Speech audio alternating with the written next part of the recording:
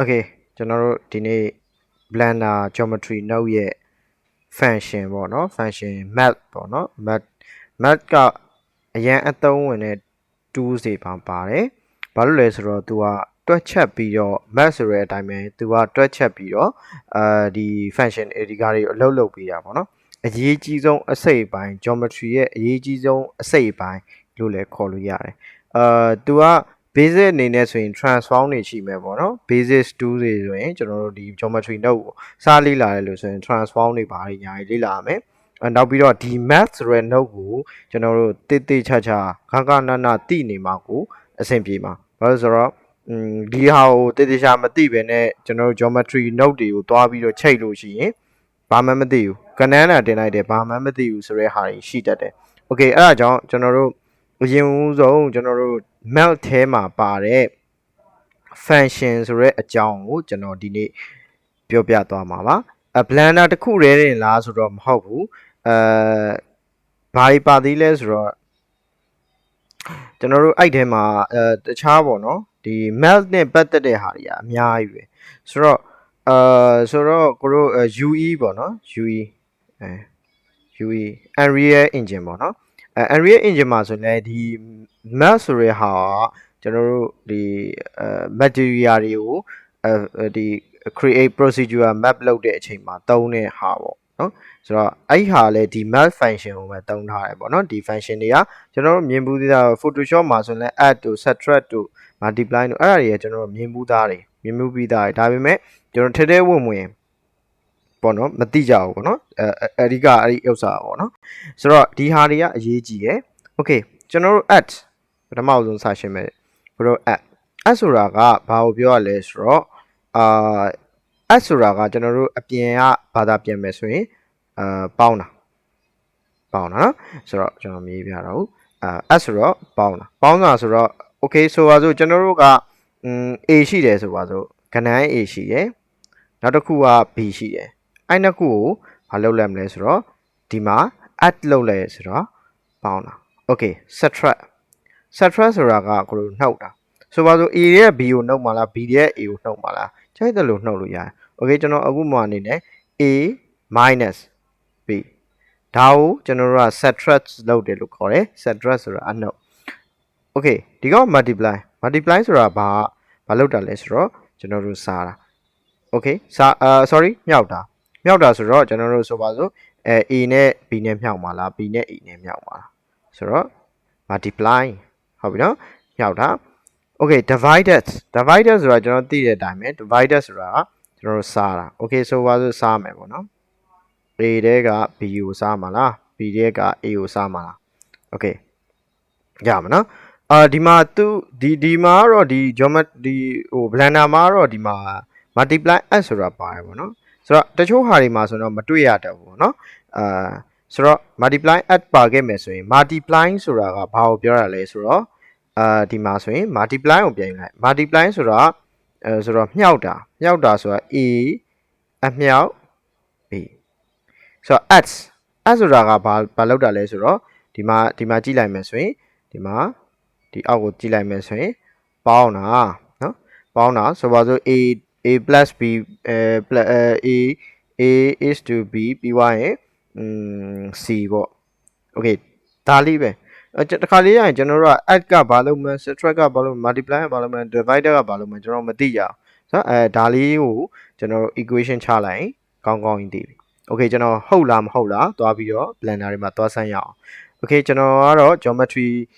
node ကိုbasic နောက်ပိုင်းပေါ့နော်နောက်ပိုင်းကျွန်တော်အားလို့ရှိရင်တင်ပေးမှာဖြစ်တဲ့အတွက်ကြောင့် blender node ရဲ့ mac အကြောင်းကိုလုံးဝသိရမယ်မသိလို့တော့မရဘူး okay ဒါကြောင့်ကျွန်တော် blender ထဲမှာဒီ geometry node ကိုကျွန်တော်စမ်းပြ okay ကျွန်တော် geometry node new ခေါ်လိုက်မယ်ကျန်တာကျွန်တော်မပြောသေးဘူးပေါ့နော်ကျန်တဲ့အစိတ်အပိုင်းတွေကျွန်တော်မပြောသေးဘူးခုန theory လေးကိုကျွန်တော်ရှင်းပြတာ okay မသိလို့မဖြစ်လို့ okay ကျွန်တော်တခုယူလိုက်မယ် okay ဒီဟာချိတ်လိုက်လို့ကျွန်တော်တို့ဘာမှမပြောအောင်เนาะ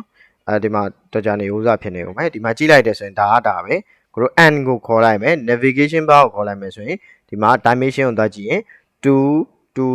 2 meter ဆိုပြီးရရှိလိုက်မယ်ဒါချိတ်လိုက်ရုံနဲ့တော့ဘာမှပြောင်းလဲခြင်းမရှိဘူး okay เนาะဒါကဘာမှမဟုတ်ဘူးကျွန်တော်ဒီဟာလေးမှာထပ်ပြီးတော့စမ်းပြမှာမလို့ okay man note ကဘယ်မှာရှိလဲဆိုတော့ utility ထဲမှာရှိတယ် max ဆိုတဲ့အထဲမှာသူကဘယ်နေရာတွေအဓိကသုံးလဲဆိုတော့ကျွန်တော်ခုနပြောသလိုပဲဒီကောင်တွေက function တွေကတွက်တဲ့အပိုင်းဟုတ်ပြီနော်တွက်တဲ့အပိုင်းမှာဆိုတော့ဆိုပါစို့ကျွန်တော်တို့ဆိုပါစို့ခုံဒီခုံက10ပေရှိတယ်10ပေရှိတဲ့အချိန်မှာစပွဲကောင်ကကျွန်တော်တို့က10ပေရှိရဆိုပါစို့အဲ့အချိန်မှာထိုင်ကုန်လေးကတပေရှိမယ်ပေါ့ဟုတ်ပြီနော်တပေရှိမယ်โอเคကျွန်တော်တို့ပေ20ဖြစ်တဲ့အချိန်မှာသူက2ပေလိုက်ပြီးတော့ဖြစ်အဲ့လိုမျိုးဒါဥပမာအနေနဲ့ပြောပြရအောင်နော်ဆိုတော့အဲ့လိုမျိုးကိုသူကိုယ်တိုင်ကသွားပြီးတော့ကနန်းနေသွားပြီးတော့ရိုက်ဆရာမလို့ပဲနဲ့အဲ့ဒီ math note ကသွားပြီးတော့ကျွန်တော်တို့တွက်ချက်ပေးမှာဟုတ်ပြီနော်အဲ့ဒီအချိန်မှာ math note ကိုအသုံးပြုတယ်နော်ဒီမှာတော့ math ဆိုပြီးတော့မပေါ်ဘူးသူကဆက်စအဦးဆုံးဘာလဲဆိုတော့ add ကိုစပေါ်တယ်โอเคဒီမှာ function ဆိုတဲ့ဟာဒီနေ့ရှင်းပြလိုက်တဲ့ဟာကျွန်တော်တို့ဒီအုပ်စုတွေကဟာပေါ့နော်โอเคကျွန်တော်တို့ add note โอเค add note ကိုကျွန်တော်တို့ချိန်ကြည့်လိုက်ရအောင် add note ချိန်ယုံနဲ့အခုလောလောဆယ်ဘာမှမပြောင်းသေးဘူးဟုတ်ပြီနော်ဘာလို့မပြောင်းတာလဲကျွန်တော်တို့စမ်းစစ်ကြည့်အောင်ဒီမှာကျွန်တော်ဟိုးစာလေးခေါ်လိုက်မယ်ခဏလေးပန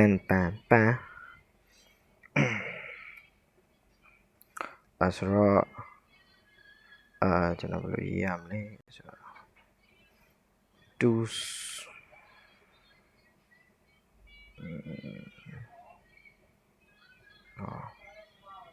ဆိုတော့ဒီလိုရေးရမှာတယ်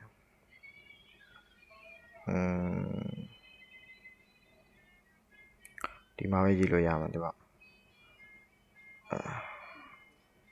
ဒီမှာရေးလို့မရဘူးဆိုတော့ okay ကျွန်တော်ဒီမှာဒီကနံပါတ်လေးမှတ်လိုက်မှာပေါ့နော်ဒီမှာ 0.5 ရှိတယ် okay ကျွန်တော်ဒီမှာကျွန်တော်တွက်ပြမှာနော်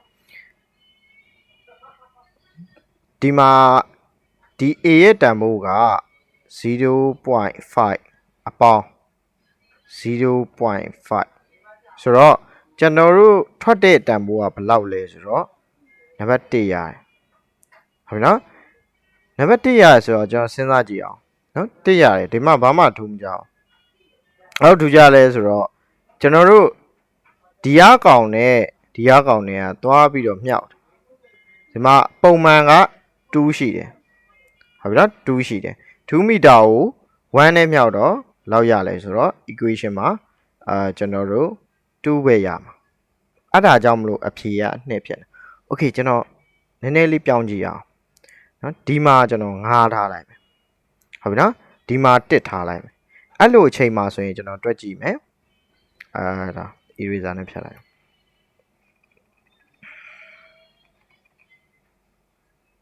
โอเคအဲ့မှာကျွန်တော်ကဒီမှာ9ထားလိုက်ပြီဒီမှာ1ထားလိုက်ပြီအဖြေက6ရတယ်အဲ့ဒီကောင်နဲ့မြောက်လိုက်2နဲ့မြောက်မယ်ဆိုရင်ဒီကောင်ကဘာရမလဲဆိုတော့10ရမယ်ဟုတ်လားမဟုတ်လားတွက်ကြည့်sorry 26 sorry ကျွန်တော်မြောက်တာမှာပါ26 12သွားပြီးတော့ဥစားလောက်လိုက်လို့ sorry 26 12ဒီမှာဆိုရင်12ရတယ် okay ကျွန်တော်ကြည့်အောင်ဆိုပါစို့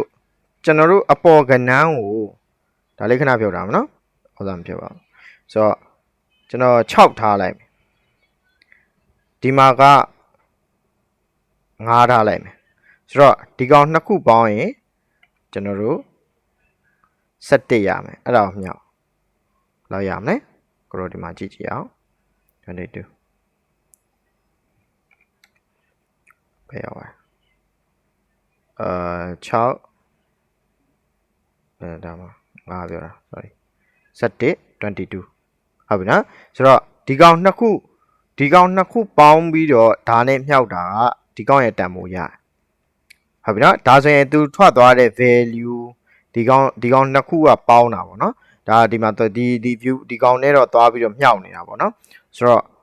ဒီတန်ဖိုးလေးထွက်လာတယ်ဟုတ်ပြီနော် okay ဒါက add ဘာလဲဆိုတော့သူကပေါင်းတာနော်9နဲ့6နဲ့ပေါင်းတယ် okay ဒီမှာက22ထွက်သွားတယ် okay ရမှာနော်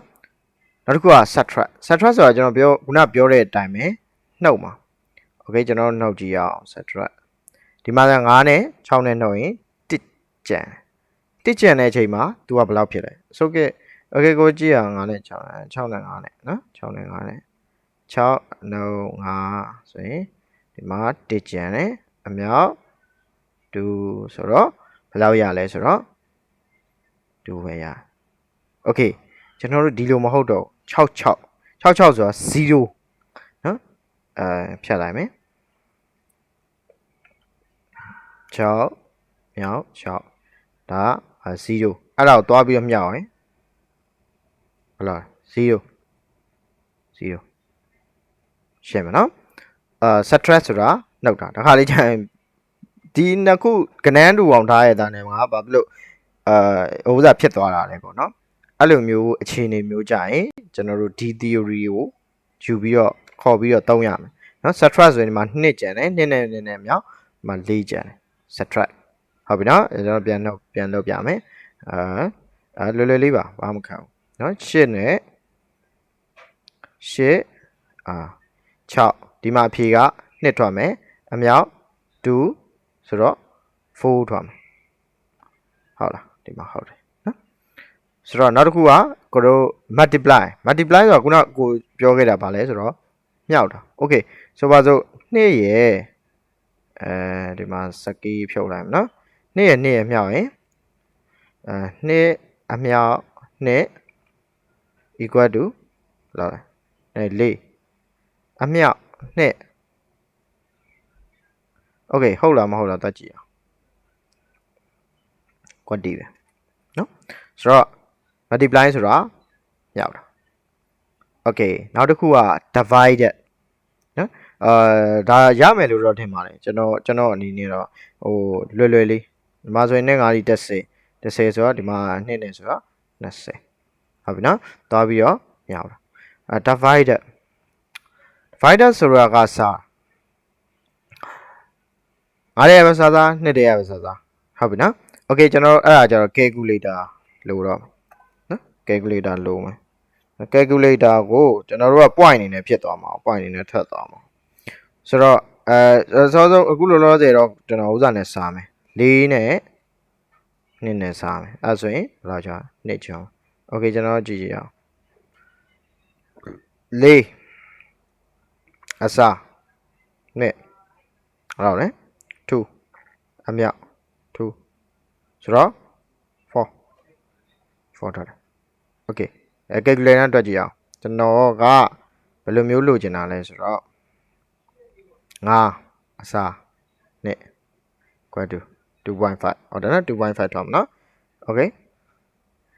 5အစားနဲ့ဟုတ်ပြီနော် okay 2.5ကိုဘာနဲ့မြောက်နည်းနည်းမြောက်ဆိုတော့5ရတယ်ကွက်တီတယ်ဆိုတော့ကျွန်တော်ပြန်ပြမယ်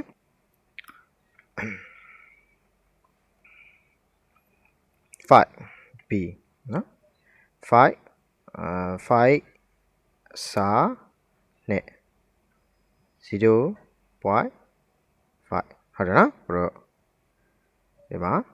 2.5ပဲ sorry မှားသွားလို့2.5ရမယ်နော်2.5ကိုပြန်ပြီးတော့မြောက်ရင်sorry 5 okay နော်လွယ်လေး okay ခုနကျွန်တော်ပြောသလိုပဲ a is to b bound c ဆိုတော့ဒီကပြန်ယူလိုက်တယ်ဒီကောင်နှစ်ခုကိုပြန်လုပ်ဟုတ်ပြီနော်ဆိုတော့ကျွန်တော်ကြည့်အောင်ငါအမြောက်အရန်များသွားမယ်နော်ငါအမြောက်မလို့နှစ်အမြောက်နှစ်ဆိုတော့ဒါကဘာလဲဆိုတော့ဒီကောင်တစ်ခုကို4အပေါင်းနှစ်ဆိုတော့8ဒီမှာမြောက်မယ်တော့ရမယ်6ရအောင် okay ကျွန်တော်ပြန်ပြီးတော့ကြည့်အောင်အဲ့မှာ multiply at ဆိုရင်ဒီမှာဆိုပါစို့ဒီမှာ2နောက်တစ်ခုက2ဆိုတော့ဒီမှာခဏလေး ကျွန်တော်ဘယ်နေရာမှာပါခဏလေးဒီဟာကကျွန်တော်5ထားလိုက်မယ်နော်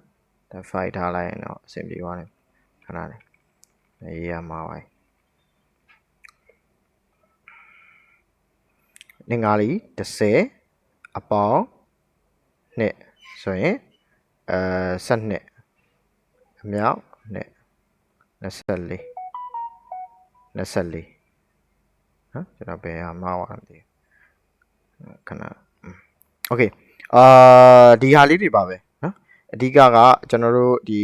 add ရယ် subtract ရယ် multiply ရယ် divide ရယ် multiply add ရယ်ဆိုတော့ဒီ function လေးတွေကိုသိသွားလို့ရှိရင်ကျွန်တော်တို့ကအဲ့လိုမျိုးဒီခုံတွေကိုအတိုးအချက်အကြီးအသေးလောက်တဲ့အချိန်ကြရင်ခုံတွေပဲဖြစ်ဖြစ်ဘယ်ဟာပဲဖြစ်ဖြစ်ကျွန်တော်တို့အကြီးအသေးလောက်တဲ့အချိန်ကြရင်အသုံးဝင်သွားလိမ့်မယ်လို့ကျွန်တော်ထင်ပါတယ်ဆိုတော့ကျွန်တော်ဒီလောက်နဲ့ပဲနားလိုက်ရအောင်